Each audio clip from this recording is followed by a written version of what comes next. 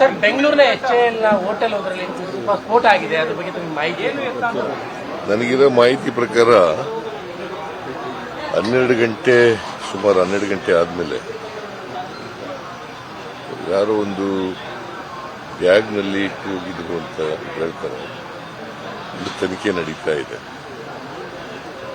ಸುಮಾರು 8 ಜನರಿಗೆ ಅಲ್ಲಿ ತಿಂಡಿ ತಿಂದಿದ್ರಲ್ಲ ಹೋಟೆಲ್ನಲ್ಲಿ, ಅವ್ರಿಗೆ ಇಂಜುರಿ ಆಗಿದೆ. ಬಟ್ ಯಾರಿಗೂ ಕೂಡ ಎಲ್ಲರೂ ಕೂಡ ಇದರಿಂದ ಪಾರಾಗಿದ್ದಾರೆ.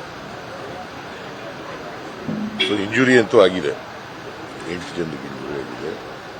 ಅಲ್ಲಿ CCTV ಅವೆಲ್ಲ ಎಕ್ಸಾಮಿನ್ ಮಾಡ್ತಾ ಇದ್ದಾರೆ. ಯಾರೋ ಒಬ್ಬ ಬ್ಯಾಗ್ ಇಟ್ಟಿದ್ದು ಗೊತ್ತಾಗಿದೆ.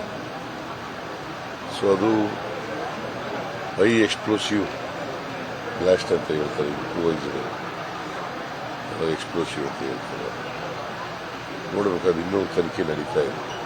ಉಗ್ರರ ಕೃತ್ಯ ಅನ್ನುವಂಥ ರೀತಿ ಉಗ್ರರ ಕೃತ್ಯನ ಅಥವಾ ಉಗ್ರರು ಮಾಡಿರುವಂಥ ಟೆರರಿಸ್ಟ್ ಮಾಡಿರೋದು ಅಲ್ಲ, ಗೊತ್ತಿಲ್ವಲ್ಲಪ್ಪ. ಇನ್ನೂ ನೆಕ್ಸ್ಟ್ ಇನ್ವೆಸ್ಟಿಗೇಷನ್ ನಡೀತಾ ಇದೆ. ಈಗಿರತಕ್ಕಂಥ ಮಾಹಿತಿ ಪ್ರಕಾರ ಅಲ್ಲಿ ಎಲ್ಲ ಪೊಲೀಸ್ನವರೆಲ್ಲ ಹೋಗಿದ್ದಾರೆ, ತನಿಖೆ ನಡೀತಾ ಇದೆ. ಹೋಮ್ ಮಿನಿಸ್ಟರ್ಗೆ ಹೇಳಿದ್ದೀನಿ ಹೋಗಿ ಅಲ್ಲಿಗೆ. ಸೊ ಸ್ವಲ್ಪ ಹೊತ್ತಲ್ಲಿ ಗೊತ್ತಾಗುತ್ತೆ ಏನು. ಅದು ಸ್ಫೋಟಕ ಭಾರಿ ಪ್ರಮಾಣಕ್ಕೆ ಏನು? ಸ್ಫೋಟಕ ಭಾರಿ ಪ್ರಮಾಣ ಏನಿಲ್ಲ, ಸಣ್ಣ ಪ್ರಮಾಣದವರು ಕೂಡ ಇಂಪ್ರೂವೈಸ್ಡ್ ಬ್ಲಾಸ್ಟ್ ಅಂತ ಹೇಳ್ತಾರೆ.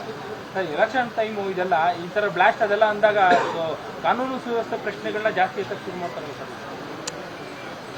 ಎಲ್ಲ ಕಾಲದಲ್ಲೂ ನಡೆದಿದ್ದಾವೆ ಇದು, ಬಟ್ ನಡಿಬಾರದು.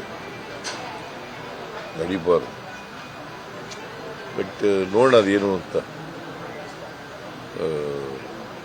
ಇಲ್ಲಿ ಯಾವತ್ತೂ ಆಗಿರಲಿಲ್ಲ ಇತ್ತೀಚೆಗೆ ಬ್ಲಾಸ್ಟ್. ಇದರಲ್ಲಿ ನಡೆದಿದ್ದು ಬಿಟ್ಟರೆ ಮಂಗಳೂರಿನಲ್ಲಿ ಆಗಿರೋದು ಬಿಟ್ಟರೆ ಅದು ಸಣ್ಣ ಪ್ರಮಾಣದಲ್ಲಿ ಆಗಿತ್ತು. ಬಿಟ್ಟರೆ ಪುನಃ ಆಗಿರಲಿಲ್ಲ, ಅಲ್ಲೇ ಆಗಿದ್ದದು. ಅದು ನಮ್ಮ ಗೌರ್ಮೆಂಟಲ್ಲಿ ಇದು ಮೊದಲನೇ ಬಾರಿ ಆಗಿದೆ. ಬಟ್ ಯಾರು ಇದನ್ನು ಮಾಡಿದ್ದಾರೆ ಅದನ್ನು ಪತ್ತೆ ಹಚ್ಚಿ ಅವ್ರ ಮೇಲೆ ಕಠಿಣವಾದಂಥ ಕ್ರಮ ತಗೋತಾರೆ. ಸರ್, ಇತ್ತೀಚೆಗೆ ಯಾವುದೇ ಘಟನೆ ಆದರೂ ರಾಜಕೀಯ ಆರೋಪ ಪ್ರತ್ಯಾರೋಪ ಆಗ್ಬಿಡುತ್ತೆ. ವಿರೋಧ ಪಕ್ಷಗಳಿಗೆ ಹೇಳ್ತೀರಾ ಸರ್, ಈ ವಿಚಾರದಲ್ಲೂ ಸಹ ತನಿಖೆಗೆ ಸಹಕಾರ ಕೊಡಿ, ರಾಜಕಾರಣ ಮಾಡಬಾರ್ದು ಅಂತೇಳಿ ಮನವಿ ಮಾಡ್ತೀವಿ ಸರ್. ಇಲ್ಲ, ರಾಜಕಾರಣ ಮಾಡಬಾರ್ದು. ಈಗ ಬ್ಲಾಸ್ಟ್ ಆಗಿರೋದಂತೂ ಸತ್ಯ ಅಲ್ಲ, ಅದ್ರಲ್ಲಿ ರಾಜಕೀಯ ಏನು. ನಾನು ಎಲ್ಲ ಕೋಆಪರೇಟ್ ಮಾಡಬೇಕು. ಬಟ್ ಇದನ್ನ ಯಾರು ಮಾಡಿದ್ದಾರೆ ಅವ್ರ ಮೇಲೆ ಶಿಸ್ತಿನ ಕ್ರಮ, ಕಠಿಣವಾದಂಥ ಕ್ರಮ ತಗೋಬೇಕು ಕಾನೂನು. ಉನ್ನತ ಮಟ್ಟದ ತನಿಖೆಗೆ ಇಲ್ಲ, ಗೊತ್ತಾಗಲಪ್ಪ, ಏನು ಇನ್ನೂ ಗೊತ್ತಿಲ್ವಲ್ಲಯ್ಯ. ಈಗ ನನಗೆ ಬ್ಲಾಸ್ಟ್ ಆಗಿದೆ ಅನ್ನೋದು ಅಷ್ಟೇ ಮಾಹಿತಿ ಬಂದಿರೋದು. ಪೊಲೀಸ್ನವ್ರ ಜೊತೆ ಮಾತಾಡಿದೆ. ಈಗ ಪೊಲೀಸ್ನವರು ಈ ಥರ ನಾವು ತನಿಖೆ ಮಾಡ್ತಾ ಇದ್ದೀವಿ ಸರ್, ಸ್ವಲ್ಪ ಹೊತ್ತು ಆದಮೇಲೆ ಗೊತ್ತಾಗುತ್ತೆ ಏನು ಅಂತ. ಒಂದು ಚಿಕ್ಕ ಬ್ಯಾಗ್ ಇಟ್ಟಿದ್ರು ಒಬ್ಬ ವ್ಯಕ್ತಿ. ಆ ವ್ಯಕ್ತಿ ಯಾರು ಏನು ಅಂತ ಗೊತ್ತಾಗಿಲ್ಲ. ಅದಕ್ಕೆ ಅಲ್ಲಿ ಕ್ಯಾಶಿಯರ್ ಇದ್ನಲ್ಲ, ಅವನು ಎಲ್ಲ ವಿಚಾರಣೆ ಮಾಡ್ತಾ ಇದ್ದಾರೆ. ಯಾಕಂದ್ರೆ ಅವನು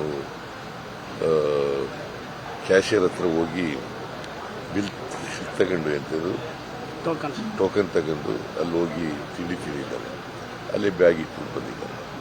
ಕಾಯಿಲೆಗಳಿಗೆ ಪರಿಹಾರ ನೋಡೋಣ, ಅದು ಏನು ಅಂತ ಗೊತ್ತಿಲ್ಲ ನನಗೆ. ಈಗ ಹೋಮ್ ಮಿನಿಸ್ಟರ್ ಬರಲಿಲ್ಲ ಸರ್. ಈಗ ಅಲ್ಲಿ ಒಂದು ನಿಮಿಷ ಸರ್, ಅಲ್ಲಿ ಫಾರಿನರ್ಸ್ ಯಾರು ಪರ್ಟಿಕ್ಯುಲರ್ ಯಾರನ್ನ ಟಾರ್ಗೆಟ್ ಮಾಡಿದ್ದ ಆ ಥರದ್ದು ಏನಾದ್ರು ವಿಚಾರಗಳಿದೆಯಾ ಸರ್ ಅಲ್ಲಿ? ಇಲ್ಲಪ್ಪ, ಏನು ಗೊತ್ತಾಗಿಲ್ಲರಿ, ಇನ್ನು ಡೀಟೇಲ್ಸ್ ಗೊತ್ತಿಲ್ಲ ನನಗೆ. ಪುನಃ ಮಾತಾಡ್ತೀನಿ ನಾನು. ಏನು ಡೆವಲಪ್ಮೆಂಟ್ ಇದ್ರೆ ಮಾತಾಡುವ ಅಂತ ಹೇಳಿದ್ದೀನಿ ಕಮಿಷನರ್ಗೆ. ಪೂರ್ಣ ಮಾಹಿತಿ ಸಿಕ್ಕಿದ ಮೇಲೆ ಮತ್ತೆ ಹೇಳ್ತೀನಿ ನಾನು.